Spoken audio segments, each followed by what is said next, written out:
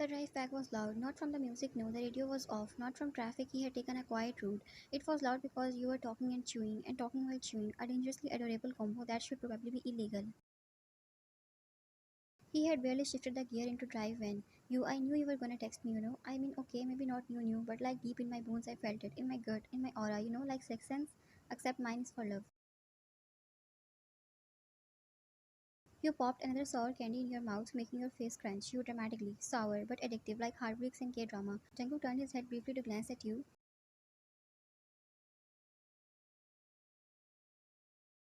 There you were, shoes off, feet curled on his seat, your expensive heels dumped on his dashboard like they were cheap flip-flops, a bag of rainbow-colored sour gummies in your lap, and one hand gesturing wildly as the other pushed more sugar into your mouth. And him, he was driving like he had a grenade in the passenger seat, calm on the surface, but internally he was screaming, "What is happening? What is happening? She is chaos with a heartbeat. Why is she so cute? I think I'm dying." You didn't notice, of course you didn't. You were too busy narrating your entire life story. So anyway, I was this close to throwing my phone out the window 2 or maybe 3 days ago. Like I was checking it every 5 minutes. You almost put me in timeout. I literally asked Siri if she hated me. You mocking Siri. I'm not sure I understand. Girl, I'm in emotional distress. Understand that. He coughed slightly.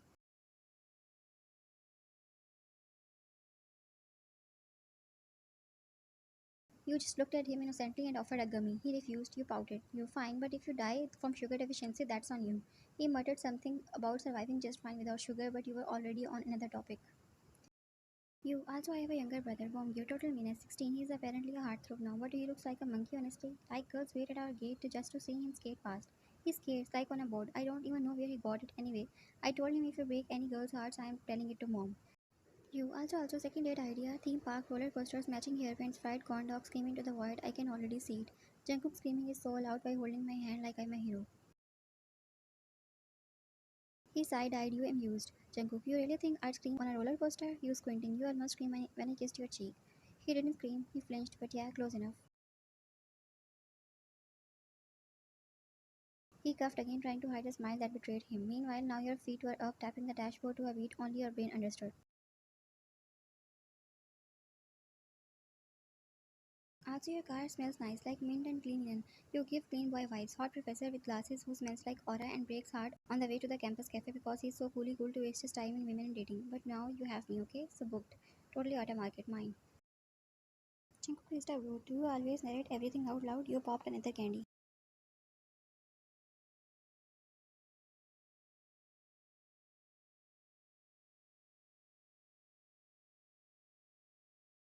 I have very talkative inner monologue. I just don't keep it. He bit his lip, trying so hard not to give a full blown smile because truly, who were you? A walking barefoot chaos with sparkly eyes and a candy addiction. You didn't even know how to sit still. But still, he couldn't stop looking at you at red lights, couldn't stop replaying your words, couldn't stop this ridiculous flutter in his chest every time your hair brushed against your cheek and you tucked it behind your ear. You were like glitter in human form, messy, loud, impossible to ignore, and he was falling harder than he wanted to admit. Finally, he pulled up in front of your dorm building. You didn't move.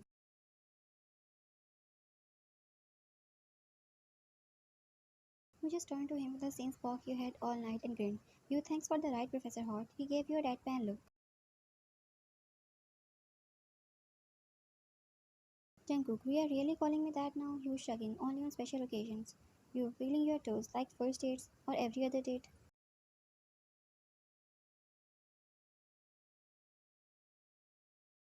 He sighed, but the corners of his lips curved up, slow, unintentional but real. You opened the door ready to hop out, then turned back and popped your head back in. You don't wait another week to text me, okay? Or I will throw my phone and I'll blame you and tell my mom and your mom. Don't ask me how will I get her number. I will. So like a good boyfriend, text me as soon as you reach your apartment. Jungkook just smiled faintly. You winked, grabbed your heels from his dashboard and skipped off into the building like a drunk fairy on cloud nine. He watched you go. He watched the chaos disappear behind that door and then he leaned back into his seat, hand over his face, a grin spreading wider than he had worn in years. Because damn, that one tiny human was suddenly flipping his switch in another direction and worse, he didn't think he seemed to mind it.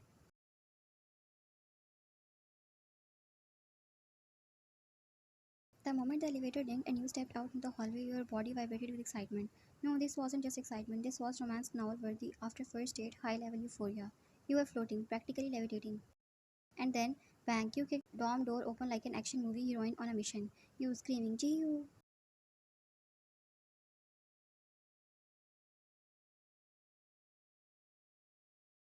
Poor girl inside, peacefully munching on the chips on the couch in pajamas, a satin bonnet on her head, and some Barbie song playing in the background, jumped 6 feet in the air, knocking over the chip bowl. Gee, what the? Why, and you dramatically, it happened, and then you launched your stilettos across the room like you were in the freaking Olympics.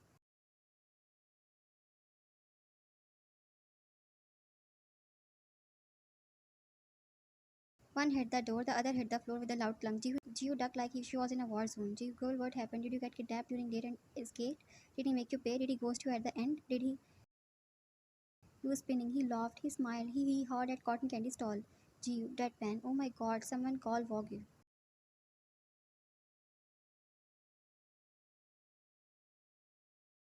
You throwing your hand back dramatically. No, listen, listen. First of all, he looked like a K-drama CEO. Hair slightly messy, button-up shirt, arms folded, leaning against his car, light hitting him just right. I thought I was walking into season 2 of Goblin. You twirled around, the maroon lipstick still on, and your makeup now slightly smudged from excitement, but you didn't care. You flopped onto the couch next to G. You grabbed her chips, eyes wide with maniac joy.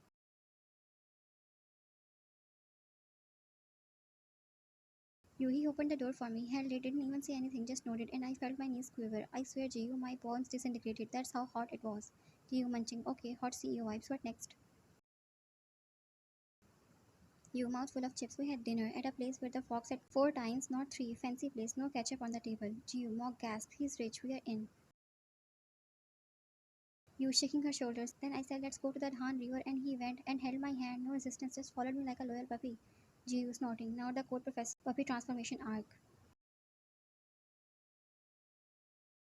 You melting into couch. I gave him my entire life story. He didn't even tell me to shut up. Just kept listening. I think I traumatized him. Gio, what did you say?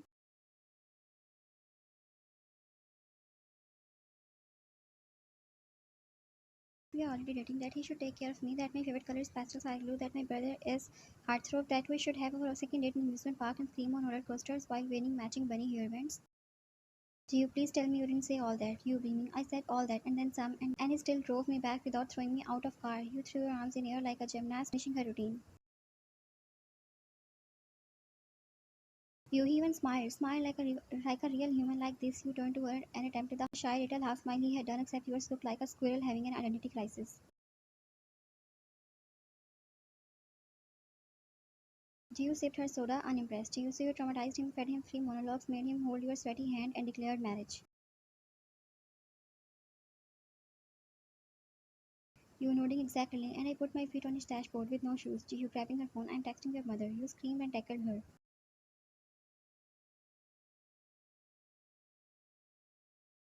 Then you both laughed, cackled, rolled on the floor like lunatics while Barbie continued to sing in the background. And in the middle of that wild energy, you sat up suddenly, eyes wide. You, oh my god, what if he doesn't text me again? What if he's blocking my number right now? What if. Gio, slapping her forehead gently. If he survives tonight, he's not scared of anything.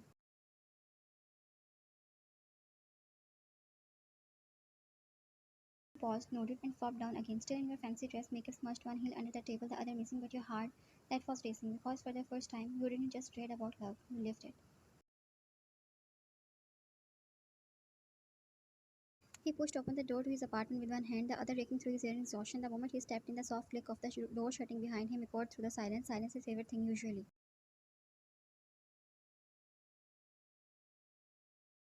He sighed, tossing the car keys onto the console dish by the door. They clinked against his spare USB and a few coins. He cracked his knuckles absently, took a long stride to the kitchen, opened the fridge, took out a bottle of water, and chugged it in a go.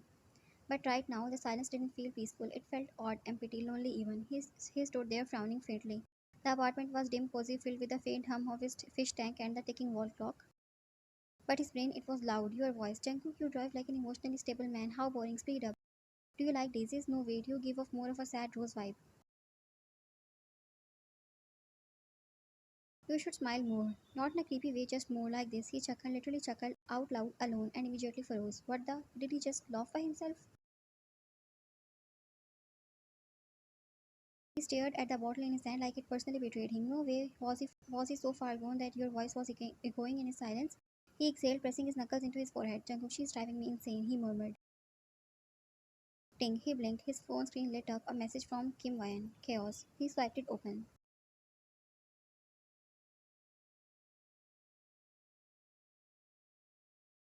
I told you to text me when you reached home. Wait, have you reached home yet? If you have, so do it, okay? Text me first.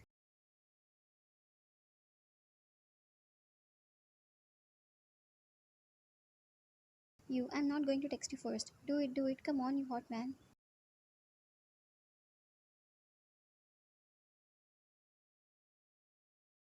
He stared, blinked once, twice, and then a small, unwilling, lopsided laugh escaped out of him again. He bent slightly, pressing his palm to his chest like he could catch the echo of his own joy. He was a professor, a quiet one, a solitary man, the kind of guy who would lead social labs and liked minimal lighting. Yet, and here he was getting emotionally rattled by a girl who put her heels on his dashboard and threatened him of various stuff on their first date. Jungkook, I'm back at my apartment. He typed and hit send.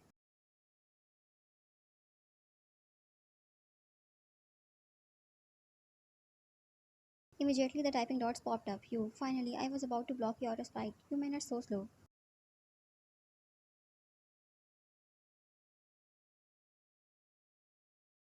He smiled again. The dots appeared again. I'm too lazy to take my makeup off. My dress is trying to kill me. Why is the zipper so mean?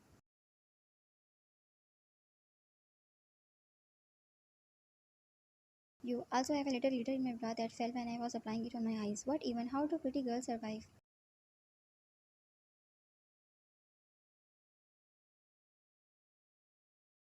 You looked hot, just saying. You didn't even blush when I called you my boyfriend in public. That's bravery.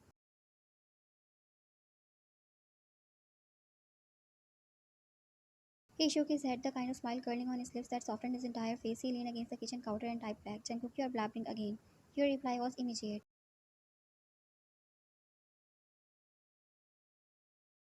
You think I don't know that? Blame yourself. You are the hot professor in my real life fanfiction now. I have to be dramatic.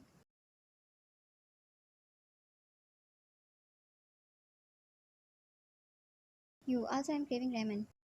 Wanna come over and help me take my makeup off? Kidding, not really.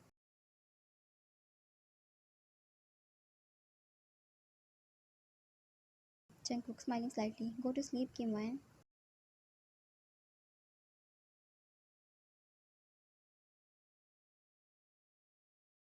Wow, using full name on me? Rude, but okay. If you dream about me, let me know. If not, lie about it. Good night, hot man.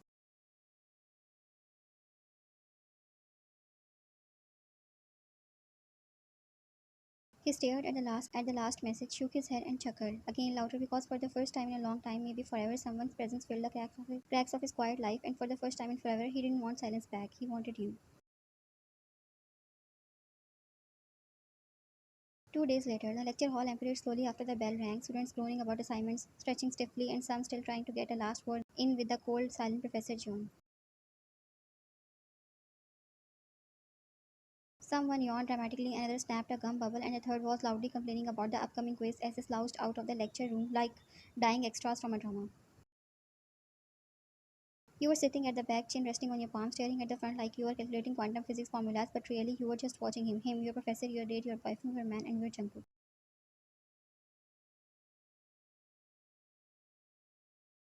He stood near his desk, organizing a few scattered pages, typing something on his laptop, unreadable as ever behind those glasses and that buttoned-up white shirt with sleeves folded to his elbows. He was busy picking up his US and sipping what was probably the 48th coffee of his day. You were fidgeting, a bit too excited, a bit too dramatic, and very much ready to commit academic felony in the name of romance. You clutched your bag, watched as the last student finally filtered out of the room. The door clicked shut. Silence. Opportunity. Your eyes gleamed. You tiptoed forward like some deranged rom-com ninja and stopped behind his desk. Hey boyfie. He glanced at you calmly with all the professionalism in university Jungkook, yes, but you rolled your eyes and grabbed his hand. He blinked, startled, as you yanked him with such force that even he, John Jungkook 6'2", wall of stoicism, stumbled a little in surprise. Jungkook, wait, what are you? Shh. Jungkook, why and what? Where are we going? You whispering, mission romance professor, stay quiet. He blinked. You hissed, dragging him through the hallway like a squirrel on a mission, ducking behind the bulletin boards and pillars like you were hiding from the FBI, and he let you. He raised his brows but followed, stunned and mildly amused, lips twitching at the absurdity. You dramatically chucked behind a pillar when a janitor walked by, dragging him with you. Your back pressed the cold marble, his body squished next to yours. You peeked left, you peeked right, then continued dragging him.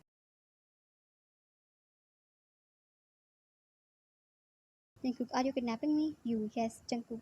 Okay, he accepted his fate.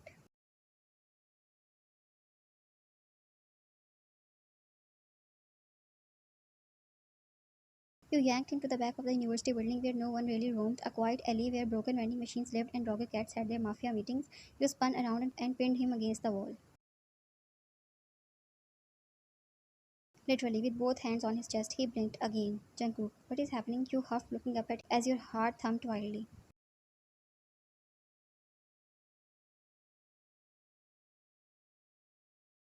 You, this is what's happening. This is what romance in university looks like. Where's your dramatic flair, your brooding, your hallway kisses? Why are you just standing there looking like a Greek god with no emotional mess?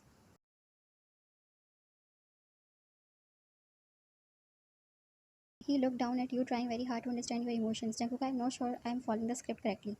You, oh, see, this is why I have to carry the entire emotional weight of this relationship. You rolled your eyes, tiptoed up, and yanked his collar down a little with a dramatic huff. You, hold me. Jungkook blinking, what?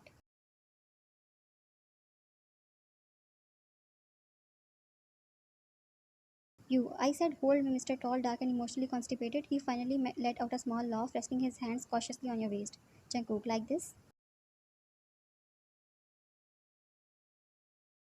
You, yes, now shut up. You huffed. Jungkook blinking, now what? He murmured as his heart raced up at your closeness.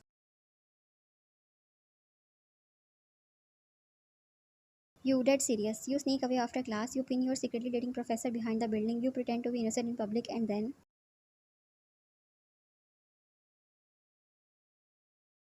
you leaned up on your toes, lips nearly brushing his, you whispering, you kiss, and maybe make out a little.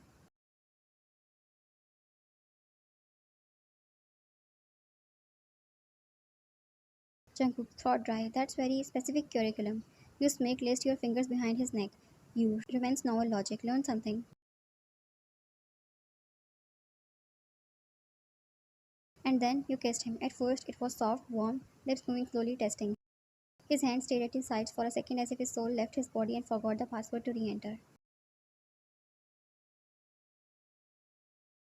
But then he moved. His hand slid to your waist, the other to your nape, fingers threading through your hair, and it wasn't slow anymore.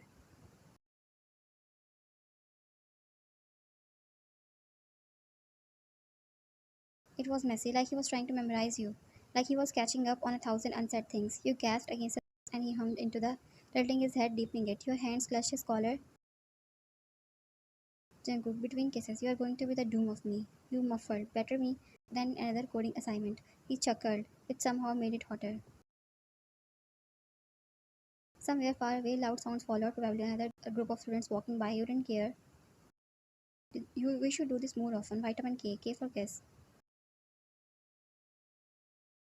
You murmured, you, this is what I imagined when I read campus romance novels. He chuckled breathlessly.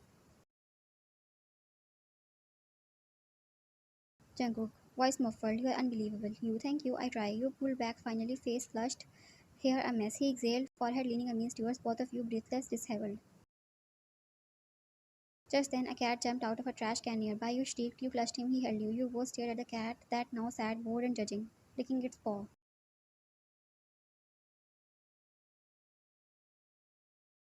Jungkook, that man, your mafia meeting is late, sir. Hugh snorted loudly, burying your face in his chest. He looked down at you, smiled.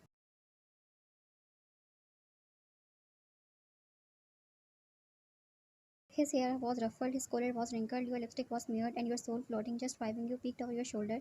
You, no one's around. Should we do it again?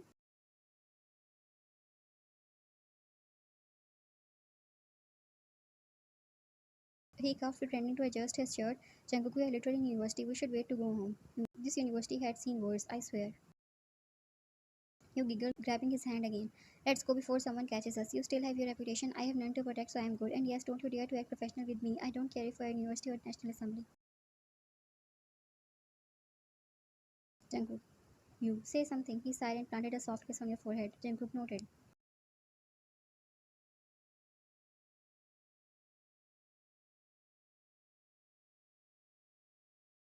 You patted his chest, muttering praise and nodding satisfied, then you skipped away. He stood behind the university for a moment longer, running a hand through his hair, still tasting your chaos, your lipstick, and your very existence. And then he smiled, a real one, a forever one.